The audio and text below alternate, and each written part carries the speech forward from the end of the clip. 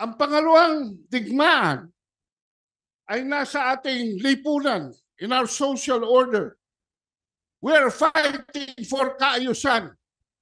And number one na problema dito ay ang problema na nakaugat sa Malacanang. Fighting graft and corruption. Dahil ang trust rating mo, 31% lamang, which is only 49% of Inday Sara. 49%. 63 si Inday Sara. Net trust rating. This was June 17 to 24 Pulse Asia. This was before the SONA. The SONA, which was a catastrophe because the SONA became the state of no achievement for the president. And the longest part of his speech were the achievements of Sara Duterte as Secretary of Education, which Sara Duterte inaugurated in time for the school opening last year, which is now known as the Matatag Curriculum. 70% reform, 70% reform of our curriculum na nagbabagsak sa atin sa mga PISA rating. Noong 2018, 78 ang nag-PISA rating.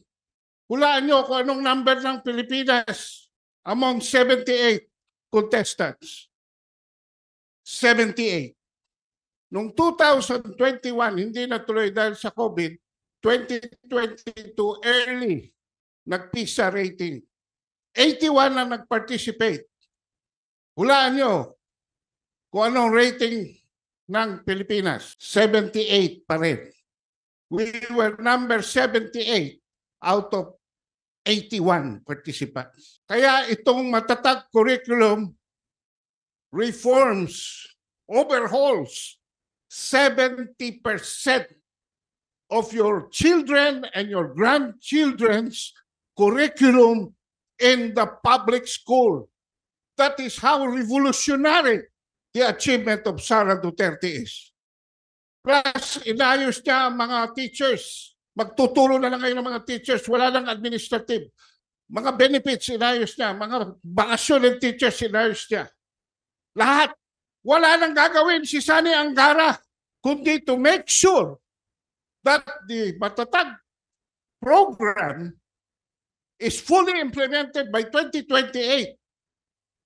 So, anong gagawin ni Angara? Bantayan na lang ang budget.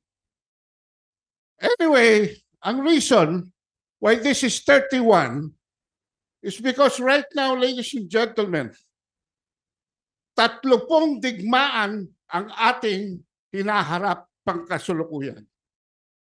Ang unang digmaan ay pangkabuhayan. It is happening right in our homes, in our families. Because 72% says that the most urgent concern of the Filipino right now, according to Pulse Asia, is economic. 72% controlling inflation, 44% increasing the pay of workers, 32% reducing poverty downwards. But we are fighting a second war.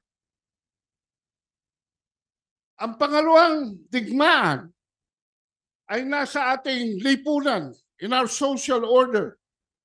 We are fighting for kaayusan. And number one na problema dito ay ang problema na nakaugat sa Malacanang. Fighting graft and corruption all the way from the top. And you go down, promoting peace, fighting criminality. Wala na yung nakapaglalakad, lalo na sa Metro Manila. Ang mga tao na matiwasay lalo na paggabi na. Nobody walks freely now in Metro Manila. Eh, napapansin nyo ba? Mga bata nawawala, nakikidnap, ang dami na. And what is the state of the drug war? When the drug war, again, is traceable all the way to the top in the house of the Mangs. That is why our society now is in a disarray. But the worst war that we are fighting now is against our government. Ito ang pangatlong digmaan. Bakit? Sabi ni Bongbong Marcos, our priority is defending the integrity of Philippine territory against foreigners. But what did he do? Alam niyo, noong January 2023, nagpunta si Bongbong Marcos sa China, sa Beijing. And he was promised 23 billion by Xi Jinping as economic assistance. This is addition to the continuation of the projects in the pipeline, which included a 60-40 deal oil and gas exploration of the Reed Bank or Recto Reef, plus the railway projects, North Trail, another project to connect Clark with Subic, the Mindanao Circumferential Railroad, etc. You know, January, wala pang isang buwan, February 2, 2023, biglang nagpirmahan si Carlito Galvez at si Lloyd Austin ng 4 additional EDCA sites. Akala ko ba defending our sovereignty against foreigners? But he gave another 4 military sites to the Americans, in addition to the 5, of which Mactan is one. Pinapasok niya ang mga banyaga. Nandito na ang sleeper cells ng Amerika. At kanina, nasabi, nagdala na nga ng Typhoon missile system that is capable of launching Tomahawks 2,500 kilometers radius, which means pwede nating i-tomahawk ang Malaysia, Indonesia, Singapore, Brunei. Pwede nating i-tomahawk ang Laos, Cambodia, Myanmar, Vietnam, Thailand. At higit sa lahat, pwede nating i-tomahawk ang China at North Korea. And when that happened, as Kamentong said, Vladimir Putin joined the fray. So yan na po ngayon. 3 bansa na ang nakabantay sa atin. China, Russia, and North Korea. Nung magpirmahan ng 4 additional sites, sinara ni Bongbong Marcos lahat ng pintuan for economic aid from China, including the continuation of the projects in the pipeline. Sa dyaryo kaninang umaga, 6-something% daw ang ating GDP growth for the quarter. Asan na yan? Can you feel it?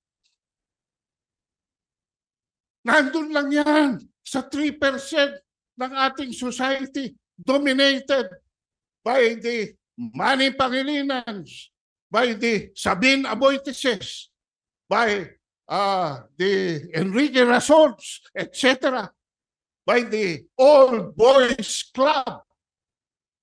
And some of them are having most of the parties with the first couple all the time. Sila lang ang nakikinabang. But let us compare what the US has given us. $500 million US dollars. 1/2 billion divided by 5 pa. 100 million a year. versus 23 billion na nakita nyo naman nung panahon ni Duterte, what it did to our economy, to our tourism, to our trade, to our investments. Pangalawa, military equipment ng ho yun. Ang gandang tingnan, 500 million. Military equipment and supplies lang yun. Samantalang kung China, hindi ko sinasabing either or ito kasi pwede naman nung pagsabayin ito eh. Pinagsabay ito ni Duterte. Okay lang. Pero dito, sarado rito. But if we follow the left template, that would be an economy that can afford a military modernization. We don't need to get money from any other country. Just as what happened during the time of Duterte. Tayong bumili ng missiles from India, tayong bumili ng helicopters from North Korea, etc., etc., etc., to modernize our army, our military. Delivery in kind. No economic benefit for the country sa US. Ito, new money, new investments that can afford, that can spark development and shield inflation. Alam niyo ba ngayon mga kabansa, kanina minention in passing ni Camendo that we had 2 million tourists. In fact, to be exact, 1.7 in 2019 and 0.9 in 2018. Total, 2.7 million tourists from China. Ngayon, 2 years, wala pa 500,000. Why?